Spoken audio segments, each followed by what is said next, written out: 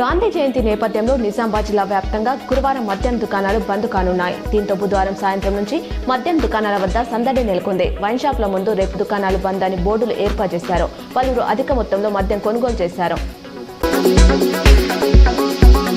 బాల్కొండ మండలం కిసాన్ నగర్లో బుధవారం రాత్రి బతుకమ్మ సంబరాలు అంబరాన్నంటాయి. మహిళలు, యువతులు తీరొక్క పూలతో బతుకమ్మను పేర్చి ఆడిపాడి సందడి చేశారు. అనంతరం ఊరచెరులో నిమజ్జనం చేశారు.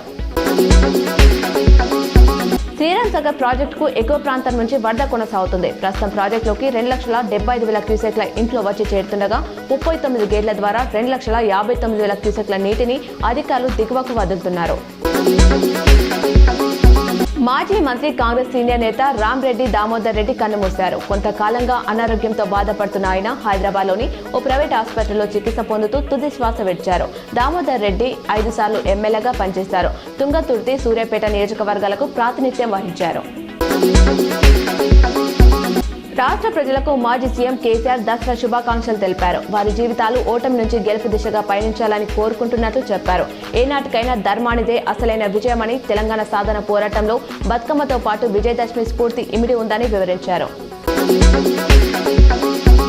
తెలంగాణకు కేంద్ర ప్రభుత్వం మరో 4 కేంద్రీయ విద్యాలయాలను కేటాయించింది. భద్రాద్రి కొత్తగూడెం, ములుగు జిల్లా కేంద్రాల్లో, జగిత్యాల జిల్లా చెల్గల్, వనపర్తి జిల్లా నాగవరం శివాలో ఇవి ఏర్పాటు కానున్నాయి. ఈ సందర్భంగా కేంద్ర ప్రభుత్వానికి కేంద్ర మంత్రి కిషన్ రెడ్డి కృతజ్ఞతలు తెలిపారు.